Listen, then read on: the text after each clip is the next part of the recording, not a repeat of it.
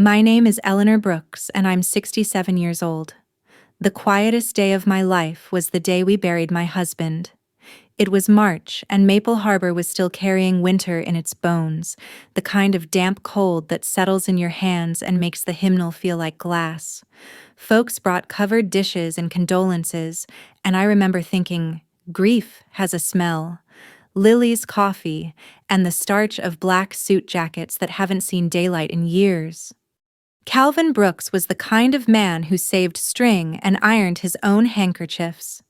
He loved routine the way other men love sports teams.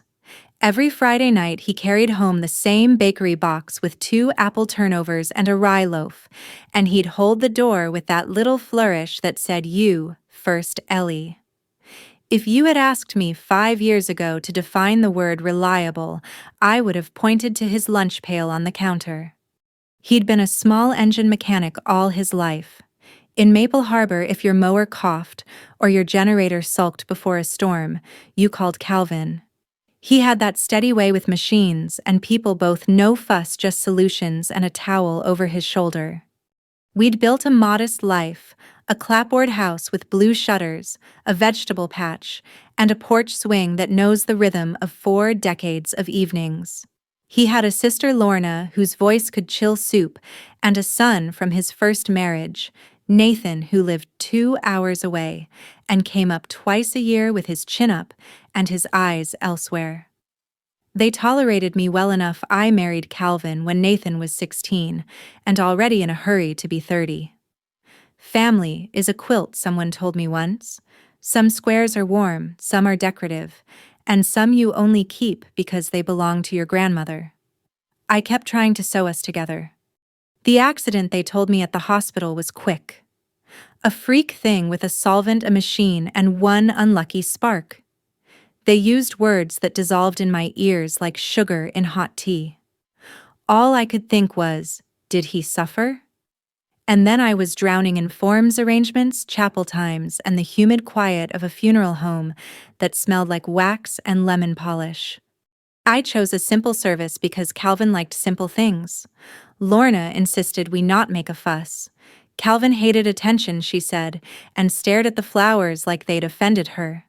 Nathan squeezed my shoulder and mentioned casually, very casually, that he and his father had taken care of paperwork together last fall, just in case. I nodded, because what else does a widow do when the world has become ridiculous and formal all at once? At the graveside, the pastor said his handful of earth and the wind turned my veil into a sail.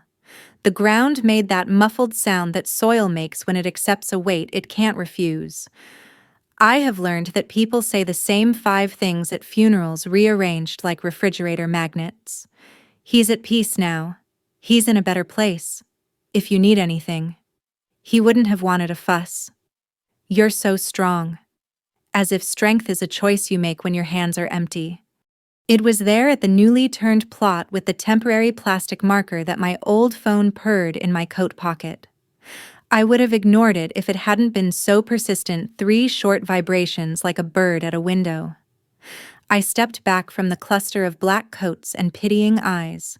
The text glowed up at me, and the world went suddenly exactly silent like a needle finding the groove before the song starts. I'm alive. My body didn't know whether to laugh or drop. I'm a woman of a certain age. I have experienced dizzy spells, but not like this. This was a tilting of the earth. Another text jumped in before I could breathe. It's not me in the casket, don't trust them. It wasn't grief, or if it was grief with teeth. My first thought wasn't sensible. It was intimate, that's his rhythm.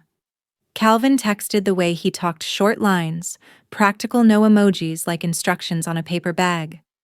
I typed, "Who is this?" My fingers shook like leaves in a thunderstorm. I deleted the words and wrote them again slower, like that would make the truth more polite. A third text arrived. Not safe to say. Meet where we used to get turnovers. Thursday 10. Come alone. Eleanor. Lorna's voice cut the air behind me, sharp with concern that didn't reach her face. Are you unwell? I'm fine, I said, lying to my bones. The pastor was folding his book. Nathan was talking to the funeral director like they were trading recipes. The wind lifted the corner of the green artificial grass they lay over the dirt like a tablecloth. If you've ever had the sensation of both falling and being held at the same time, you know what that moment felt like.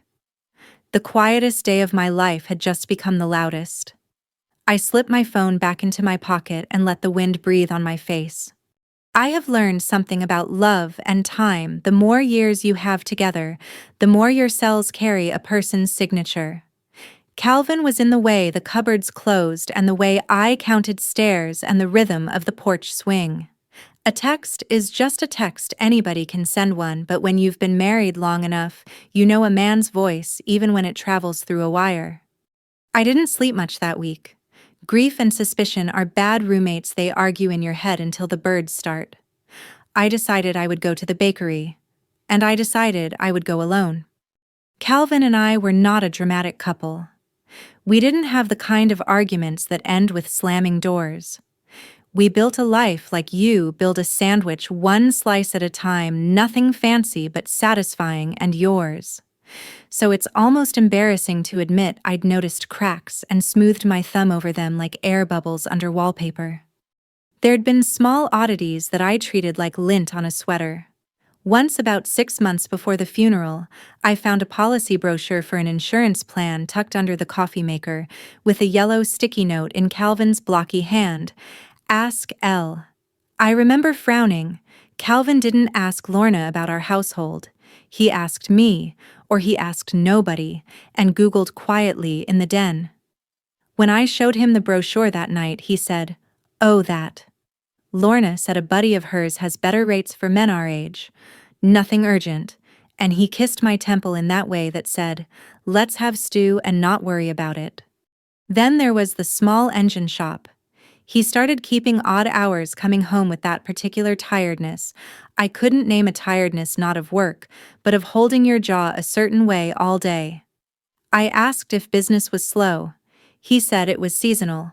Maple Harbor seasons everything with too much or too little, too much rain or not enough. Engines flooding or refusing to turn. I believed him because belief is a muscle it hurts to stop using.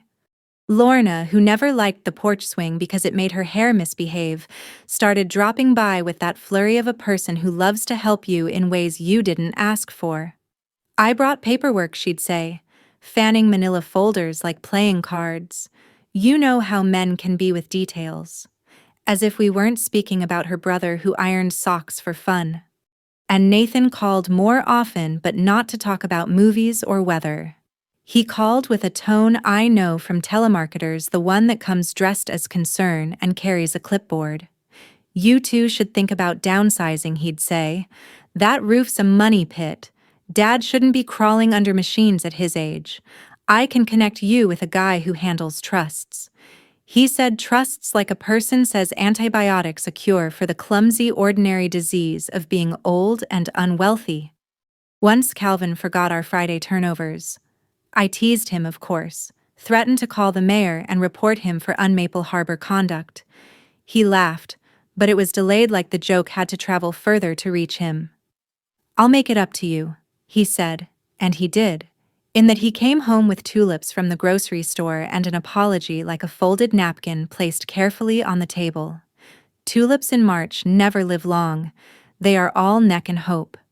Looking back, every small thing fits into a larger thing, and you want to slap your past self for not seeing the puzzle when the pieces were begging to connect. But then you remember that people are more complicated than puzzles, and kinder than hindsight, and you forgive yourself enough to keep going. There was one evening a month before he died when I woke up to the smell of his aftershave and found him standing by the window, backlit by the street lamp, looking at nothing with the concentration of a fisherman watching water for a ripple.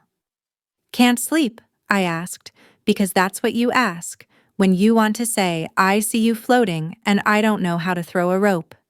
He said, "Just thinking about inventory," which was funny because inventory at the shop was always 2 boxes of filters, 3 belts, and a promise to order the rest. He climbed back into bed and placed his warm hand on my shoulder like a bookmark. "You know I'd never leave you in a mess," he said into the dark.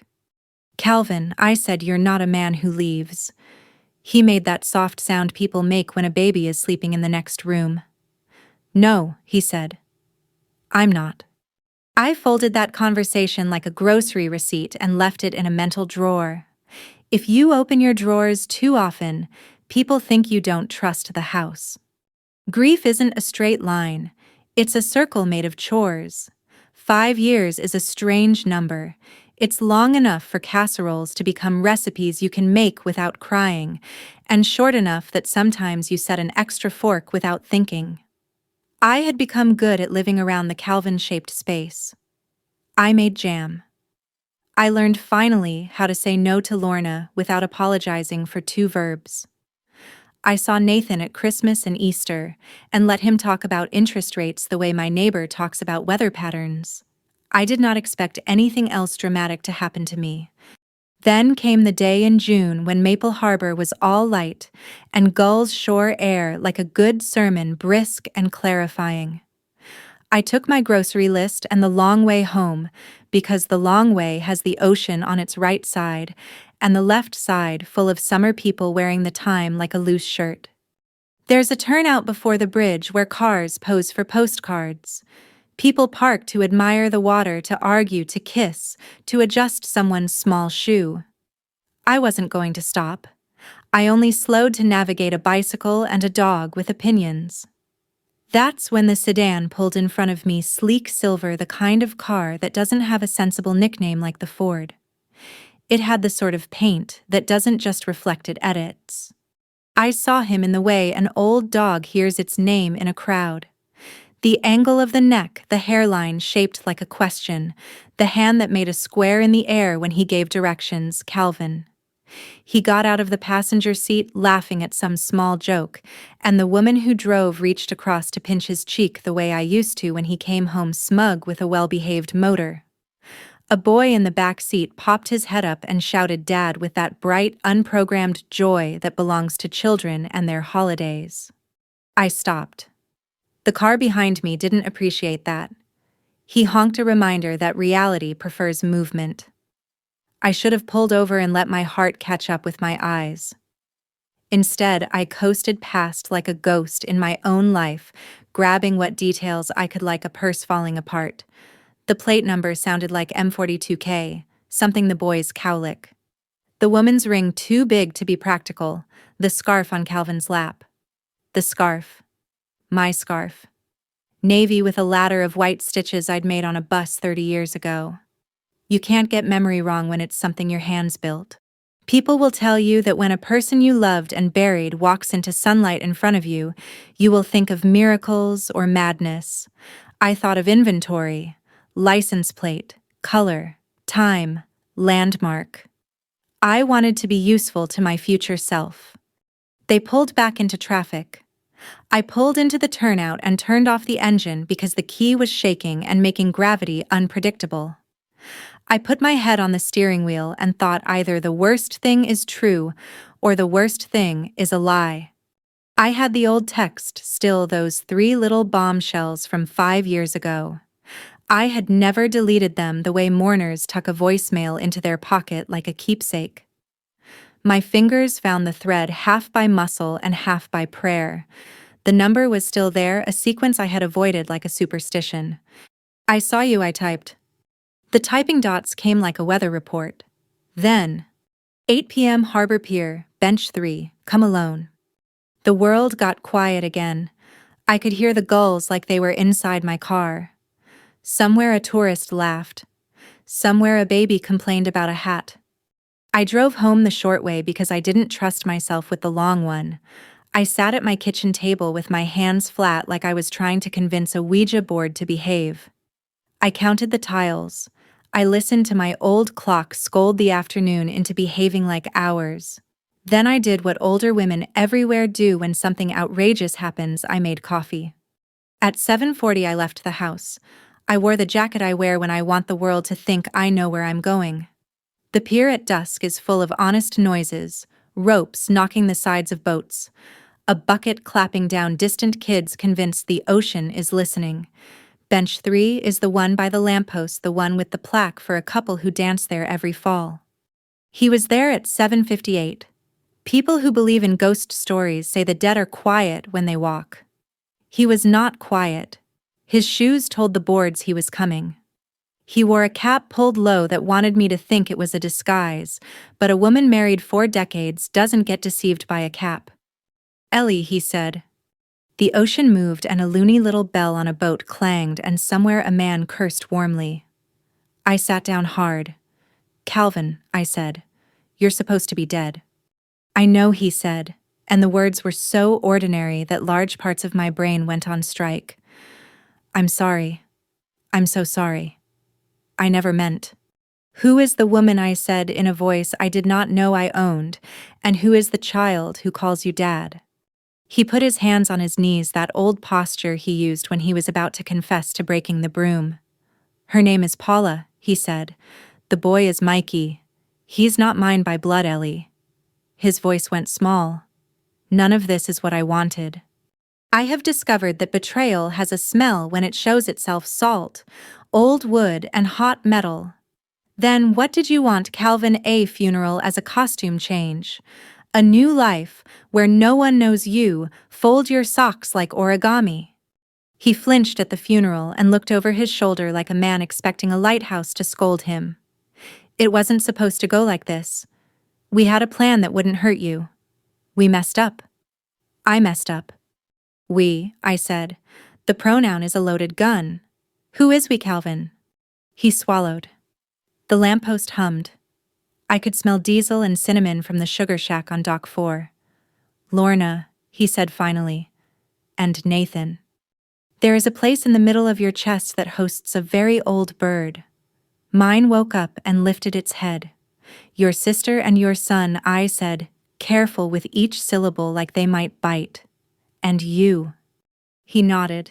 "And me." The next days were not cinematic. There were no car chases or disguises with false noses. There were Post-its. There were thermoses. There were 3-hole punches. Older listeners will understand me when I say justice is part stamina, part stationary. Calvin told me the version that men tell when they need a woman to understand something too large to sit down with. Debts, he said, threaded like fishing line through our life where I never saw them. Alone here to keep the shop afloat during a slow winter. Another there when a supplier moved their terms like a goalpost. Then the loan that patched the loans, and so on until student math became adult math, and the numbers gained teeth. Lorna had a friend, he said, a planner who knew people who could help. Then came the pressure words like collateral and leverage used with the casual tone people use to discuss recipes. Nathan showed up with solutions paperwork already dotted like a completed crossword. They had convinced Calvin that at his age a small slip would break me. They had convinced him that by rearranging things briefly he could keep me safe from certain friends of friends who enjoyed visiting workplaces after dark. I was supposed to go away for 3 months, he said, while this friend of Lorna's smoothed things out. Then come back with a story about rehab. Pride, Ellie. Pride makes clever men dumb. I listened without interrupting because sometimes you need to let a person run out of words before you show them the box they've built. When he finished, I asked 3 questions. Who called the hospital the day of your accident? Who signed the death certificate? And who picked a casket I didn't choose? He winced. Paperwork was handled. I left the pier with a list and the kind of tired that doesn't respond to naps. The next morning, I called the Maple Harbor Funeral Home and asked for the director who had handled Calvin's service. People will tell you there are privacy laws.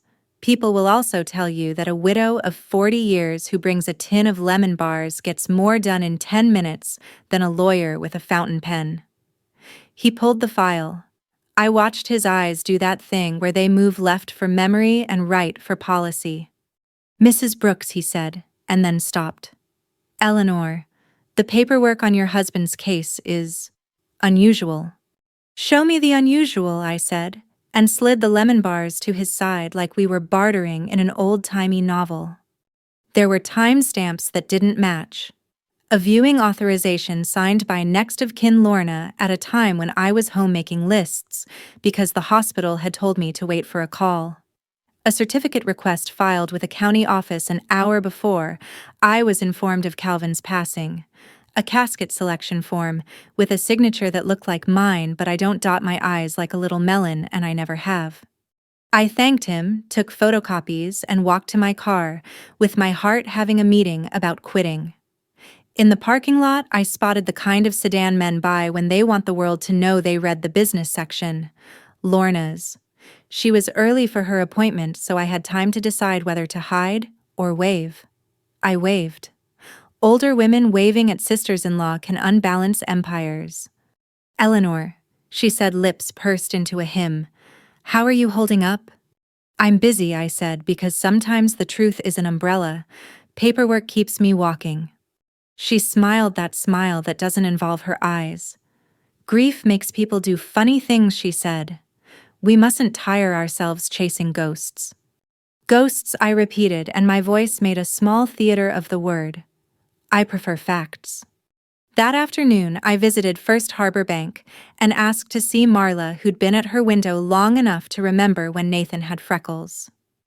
"I need to review the last 6 months of activity prior to my husband's passing," I said. "I'm cleaning closets." Marla is the exact kind of woman you want in a small town. Tidy hair, excellent memory, eyes like a hawk under a good hat.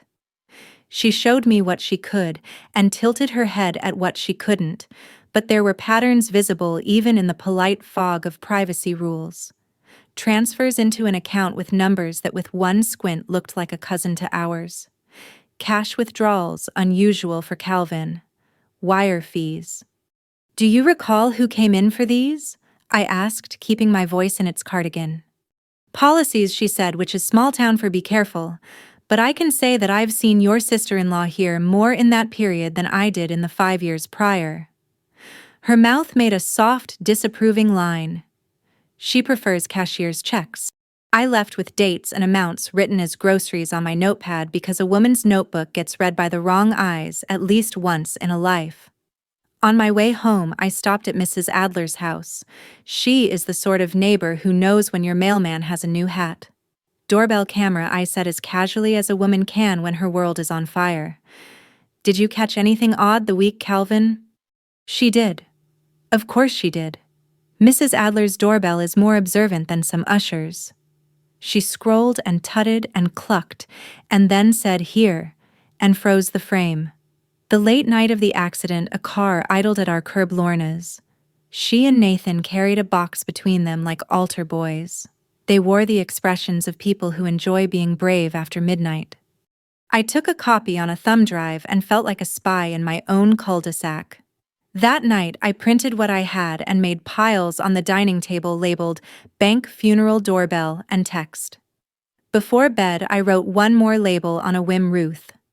Ruth Delgado was my back pew friend at church, the woman with the small, amused smile and the sensible shoes that whispered rather than spoke. I knew 3 things about her. She liked molasses cookies, she cut her own hair with competence, and she was a retired postal inspector.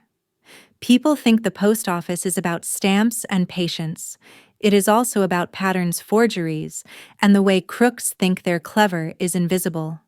I called her at 9 the next morning, expecting to get a machine. She answered like she'd been waiting for my ring all week. "Eleanor," she said, "I wondered when you'd call." "You did. You don't bring molasses cookies to a pew twice in a row unless you want to talk about something real."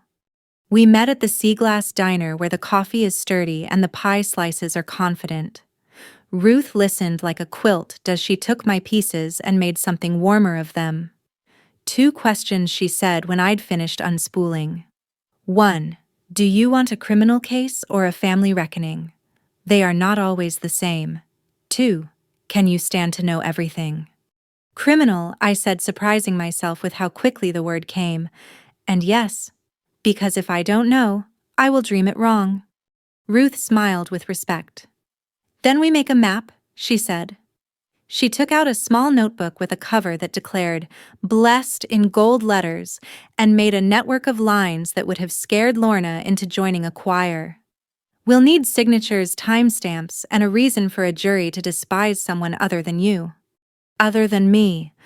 "A jury enjoys a story," Ruth said, pouring more sugar packets into her coffee like a teenager. "Make sure they root for the right character." We started with signatures. Ruth's eyes lit on the funeral form with my supposedly looped eyes. She made a low note of satisfaction in her throat. "I've seen this hand," she said. "Spelling is distinctive, but so is pressure. Lorna presses too hard on descenders. She must stab her grocery lists." We visited the funeral home. Ruth asked questions that peeled paint. We walked to the county clerk. She requested copies with case law words that made the window clerk respect her as a fellow veteran of paperwork wars. We stopped by the bank. She chatted with Marla like generals comparing maps. We drove by the shop. In the alley, Ruth crouched beside the dumpster and plucked a crumpled inventory sheet with an ink mismatch parts ordered for a job. Calvin never mentioned delivered 2 days after his death, signed, received by a hand that didn't know how to make a convincing C. By late afternoon, my tiredness had softened into a new kind of energy, elder stamina fueled by indignation and pie. Ruth wrote a list of next moves, a notarized affidavit of identity confirming my signature style, a polite letter to the funeral director requesting an addendum clarifying who selected what when, a request to the hospital for a disclosure ledger who accessed Calvin's chart and when. "Privacy works both ways," Ruth said. "But logs don't lie." We ended the day at the wharf where fishermen tie their boats like they love them and swear like they'll never change. "I'm going to ask you a thing I usually ask on day 3, Ruth said, as gulls interviewed a bag of fries. "Do you want to see him again, Calvin?" I thought about the scarf and the way his hand still knew how to make a square in the air when he gave directions. "Yes," I said. "And I want him to see me seeing him." Ruth nodded. "Good. Then we'll make that happen in a way that also gets us what we need." When you begin hauling truth up from a well, the people who tossed it in notice the rope. 2 days after Ruth and I began our quiet campaign, Lorna arrived at my door with Nathan in tow. They looked shiny, the way people look when they have rehearsed their lines in the car. Eleanor Lorna began stepping into my hallway uninvited in the way of relatives who think being related is a key. Were worried about what I asked, because older women learn to remove the question mark in a way that makes it a shield. "About you," Nathan said, his voice soft like a shawl. "We've gotten reports that you've been confused, visiting offices, asking for documents, sometimes grief." "Grief," I repeated, and I smiled so gently that my teeth felt like porcelain. "I do have grief, Nathan. I also have a pencil." "We think," Lorna said, producing a folder like a rabbit from a budget hat, "it's time to consider a wellness evaluation. To protect your interests. These forms would let us help you with the house, the bills. We've always looked out for family." "Family," I said, nodding so as not to spill my tea. "You chose an interesting word." Nathan shifted his weight like a man trying to look taller. "You're alone out here," he said. "We have connections. We can make things easier." I glanced at the clock. Ruth was due in 15 minutes with a notary disguised as a friend with banana bread. "Let me think about it," I said. "Can you leave the forms?" They left reluctantly, like salespeople whose training tells them never to let paper land. I walked them to the porch. Lorna leaned in for a kiss I did not offer, which made us both strangers for a second. "Don't tire yourself, dear," she said to the air near my ear. When they were gone, I called Ruth. "Performers," I said.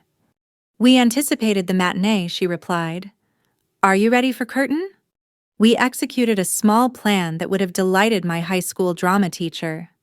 Ruth arrived with banana bread and a woman named Siobhan, whose tote bag said, "I have questions," and whose commission as a notary had survived 3 governors. We sat at my kitchen table and completed 2 documents, an affidavit of signature and a statement of concern outlining dates and anomalies. Siobhan stamped like a woman pounding fence posts. Ruth, who had served the federal government for 30 years, placed the packet in a plastic sleeve and kissed it like a saint. Now she said for Act 2.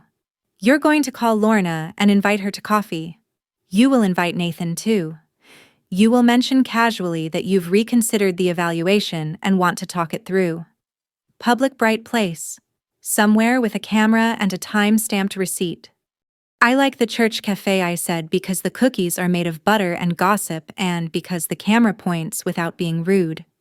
Ruth smiled. Perfect. You will also, before you go, leave your phone on the coffee table at home. Recording. Because I suspect someone will drop by while you're away. We did just that.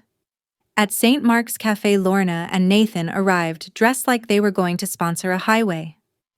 I had ordered 3 cinnamon rolls because comfort food is a tactic. I began with the soft version. I'm feeling overwhelmed. Maybe you're right.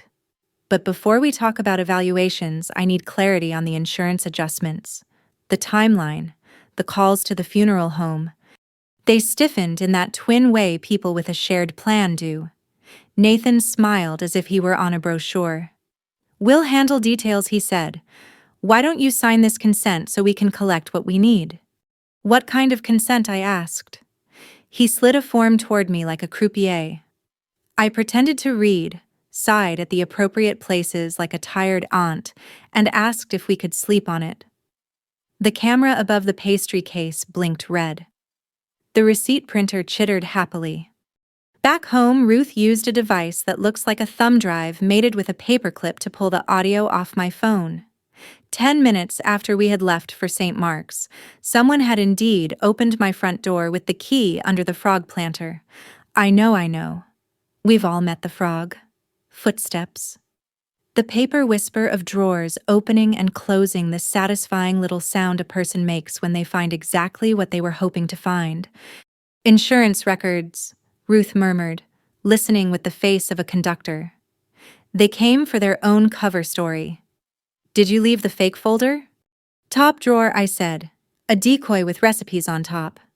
We also revisited the peer plan. I didn't know if Calvin would reach out again. I didn't know if I wanted him to. But the legal part of me, the part Ruth was nursing with coffee and compliments, knew that a recorded admission could turn a murky family shame into a neat set of charges. That admission came, though not the way I expected. 2 nights later, my landline rang. People younger than 60 may not understand the weight of that sound. It rings your childhood. I answered, bracing for sales or statistics. It was Calvin. I can't meet, he said. They're nervous. Who? I asked, though I knew. The Committee on Unethical Decisions. He exhaled a small laugh that broke me in an unscheduled place. Ellie, he said, I need you to be safe. They'll try to make you look confused. They've got a doctor ready to say you're not yourself. Bless his heart, I said, which is Southern for the opposite of blessing. What do you need from me, Calvin? The receipt from St. Mark's, he said. A copy of your signature. A copy of the funeral authorization with Lorna's timestamp. The doorbell cam. Bring them to the Civic Center meeting on Wednesday night. The town is discussing the new marina contract. Lorna will be there. She never misses a microphone. So will Nathan. He loves a microphone less but enjoys the echo. I'll come. I want it in public. Ruth lifted her eyebrows at me from across the table. That's bold, she mouthed. Public places are kind to women like me. We are seen. People watch out for our purses. They create a fence of eyes around our bodies. If anything happened, a dozen maple syrup grandfathers would clobber a sinner with a folding chair. I said yes. The Maple Harbor Civic Center is a square building that smells like varnished coffee and ambition. On Wednesday nights, the town gathers to argue politely about docks and dogs. I wore my good purple sweater and the brooch Calvin gave me 20 years ago, the one that opens like a locket, though I keep lint in it, not hair. Ruth sat to my left with a tote bag that could finance a documentary. To my right, Siobhan with her stamp. Across the aisle, Lorna held court wearing a scarf that looked like a map of a place I never wanted to visit. Nathan stood behind her like a pillar he'd measured himself. When the meeting opened for public comment, Lorna glided to the podium and introduced herself like she was auditioning for office. Maple Harbor deserves professionals, she said, not rumors. She glanced in my direction with the affection of a cat who knows where the bird lives. I went second. My voice has never been famous, but it has been sturdy since choir camp 1969. Eleanor Brooks, I said. Widow of Calvin Brooks. Resident since 79, though I've had opinions since 47. There was a low chuckle like a good couch settling.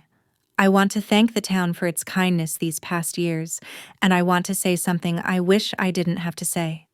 I told the short version, the text at the funeral, the sighting by the ocean, the documents with fingerprints that did not match their names. I did not accuse. I did not point. I placed the paperwork on the clerk's table like offerings. I've asked the sheriff's office to look at this, I said. And I've brought copies for anyone who cares about truth more than comfort. The room did the thing rooms do when people stop pretending they don't know what they know. A murmur like air leaving a bag. Lorna turned the color of overripe eggplant. Nathan folded his arms and smiled with all his teeth, which is what men do when they want to appear unbothered and are. Then the doors opened and Calvin walked in, wearing a cap he took off immediately because he was raised well. The room gasped. A teenage boy said, "No way," like a sitcom. Lorna made a noise I have only heard once before when she dropped a Pyrex and it learned gravity in a new way. Calvin walked to the front and stood in that careful posture men use when asked to read to a kindergarten class. "Name's Calvin Brooks," he said. "Apologies for the drama." The council chair, who is not paid enough for Dickensian plot twists, adjusted his glasses and said, "Mr. Brooks, the town had been informed of your passing." "News to me," Calvin said, and the room laughed like a release valve. He looked at me, then, not like a man at the pier, not like a stranger with regrets. He looked at me like a husband who had lied and had finally been bullied by his own conscience into telling the truth. "Ellie," he said, and didn't hide that his hands were shaking. "I am sorry." "Start with facts," Ruth whispered, and I do not know whether she meant for him or me. Calvin told the more complete version. The pressure from a lender Lorna introduced as a friend. Nathan's big ideas. The plan to put things on pause by making him unavailable. The staged accident, no flames, no real danger, just enough theater to keep dangerous men calm. The quid pro quo with a funeral director's assistant who wanted a favor. The death certificate that took on a life of its own. The wives and neighbors drafted into the impression that everything was as it seemed. And Paula, someone called from the back, because small towns are not shy. Paula is someone I met after Calvin said a little frayed by shame. She didn't know the full story. The boy's not mine, but I love him. None of that excuses any of this. Ruth stood and asked for the floor like a general requesting permission to parade. "Ruth Delgado," she said. "Retired postal inspector. I have here an affidavit of signature analysis, timestamp irregularities, and a disclosure log from the hospital that names who accessed Mr. Brooks's chart, and when, and crucially, who placed a confidentiality flag on the account marking information as restricted from the spouse." She held up the log. Maple Harbor leaned forward like a single person. "That flag was set using credentials registered to Nathan Brooks," Ruth said. 2 hours before Mrs. Brooks received the call. Nathan smiled wider, which is when sharks look the most like dolphins. "Old people get confused by computers," he said to the floor. No disrespect. The sheriff, who had been standing politely in the back, chose that moment to walk forward. He asked for Ruth's packet. He asked for the clerk's copies. He asked Lorna and Nathan to accompany him. For questions, he said, which is small town for don't make me cuff you in front of Mrs. Adler. It did not devolve into a television scene. There was no shouting, no handsome dash. Lorna spoke urgently in a whisper to a lawyer who appeared from a coat pocket like an accessory. Nathan said something about misunderstanding and everyone having the wrong end of the stick. The sheriff said politely but steadily that the stick was being inventoried as evidence. The meeting adjourned. The town hummed like a refrigerator. Calvin and I stood like artifacts discovered in the wrong room of a museum. "I'll give a formal statement," he said to the sheriff. "I'll accept whatever comes." "Good," the sheriff said decidedly, not like a refrigerator. "We'll also need to speak with this Paula." That night was long. The sheriff took statements with the fatigue of a parent who loves all his children and none of their decisions. Ruth sat beside me and called for water like she was ordering room service. Siobhan stamped. Lorna glared like she thought her fury could adjust the facts. Nathan looked smaller without a podium to lean on. Calvin told the story again, slower, and I watched the man I'd known make eye contact with the man he'd been and nod like a punishment he accepted. When I finally got home, the porch swing looked like a question mark. I sat on it and let the June air preview July. In the distance, a dog barked, one of those barks that is more polite habit than true warning. I thought about the text at the funeral. I thought about the luxury car at the turnout. I thought about tulips and pies and the weight of a locket filled with lint. The law moves slowly but with old-fashioned shoes that last. Over the next months, things arranged themselves into columns, charges, hearings, statements, statutes. The funeral home assistant struck a deal and told the truth quickly. The director lost his job and his habit of leaving forms where temptation could find them. The lender behind Lorna's friend found himself answering questions about other stage dramas. Nathan's confidence developed a limp. Calvin faced charges too, not for dying, which is not a crime, but for participating in a deception that reached into county records. He pled guilty to what he was guilty of. There was no dramatic prison walk. There was probation, community service, a restitution schedule that looked like a long, humble ledger. He moved out of Paula's house and into a room above the shop that had once been a storage loft for carburetors. He sent me a letter written in his careful print that said, "I will not ask you for forgiveness. I will work for it or leave you in peace." Men say a lot of things. That letter felt like a man I recognized. Lorna tried to move to her cousins in Ohio in a hurry that made the sheriff suspicious. She didn't get far before she got the kind of legal attention that turns plans into calendars. Nathan hired a new lawyer with a chin made of verdicts and argued that he'd only ever wanted to protect me, the confused widow. At the hearing, Ruth's packet sat upright like a grandmother, and Siobhan's stamps winked in the light. The judge, who keeps a model sailboat on his desk and a temper in his desk drawer, said words I haven't memorized, but their spirit was, "This, protection is not theft. Care is not control." People ask me if I took Calvin back like he's a library book and I'm the desk. The answer is complicated and also very simple. We have coffee on Tuesdays at the Harbor Bakery. He sits in a way that keeps his remorse from knocking over anyone else's cup. Sometimes he brings the boy Mikey, who likes to show me drawings of cars. We do not talk about the pier. We talk about the mower with the tricky choke. We talk about the hydrangeas by the library. We talk about the county fair pie contest and whether Mrs. Adler's lemon meringue counts as pie when the meringue has its own weather system. I have started a small fund in Maple Harbor with Ruth, the Lantern Fund for widows and older women navigating paperwork nudges and the kind of help that smudges signatures. We host a Thursday clinic with coffee and forms. I tell women the thing I wish someone had told me plainly: love isn't paperwork. If someone loves you, they won't hide paper from you. My garden looks different now. When you have been buried in error and dug up by fate, you plant sturdier flowers. I gave away the tulips. I keep zinnias, honest, cheerful, cheap, reliable. The porch swing still knows our rhythm, but the sway is mine. Sometimes on Wednesday afternoons, I hear the Civic Center bell when they call meetings to order, and I smile because in Maple Harbor, we take our drama to a room where it can be witnessed and corrected with coffee. If you are listening to me from a kitchen, from a car, outside a pharmacy, from a porch, in a small town where everybody knows everything and still can't tell a truth from a rumor, I want you to hear this. You are not too old to notice. You are not too late to insist. Write the dates. Save the receipts. Ask the clerk to print the log. Make friends with a woman like Ruth. If you don't know a Ruth, yet be a Ruth to someone else.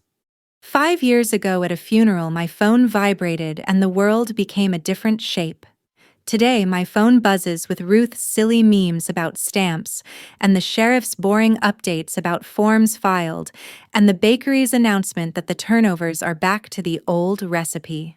This is what a healed life looks like at 67, ordinary on purpose, with good coffee and an appointment book full of names that make you feel useful.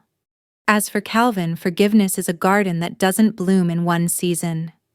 He sits with me on the porch sometimes and reports on the shop like it's an old dog doing better. He never assumes. He always asks. He brings the odd apple turnover. He says my name in public because names in public matter. He apologizes to townspeople like he means it, which is to say quietly and without wanting applause. Whether our marriage becomes a marriage again is a story the calendar will tell. What matters now is that truth lives in the open air like laundry on a good day. If you stayed with me through this whole story, thank you. I know time matters to folks our age. If any of this sounds like your neighbor's story or your sister's, or the quiet ache in your own kitchen drawer, come down to the Lantern Fund Clinic on Thursday. We have forms. We have pens that work. We have coffee strong enough to wake questions. And we have chairs for telling the truth while the town listens. And because I am a woman who appreciates company, tell me where you're listening from. Tell me if your town has a civic center with coffee that tastes like 1978. Tell me if you have a Ruth, or if you want to be one. If you enjoyed this story and want more, you know where to click and how to clap. I'll be here on the porch watching the hydrangeas talk themselves into another summer, ready to read your comments out loud to the evening air.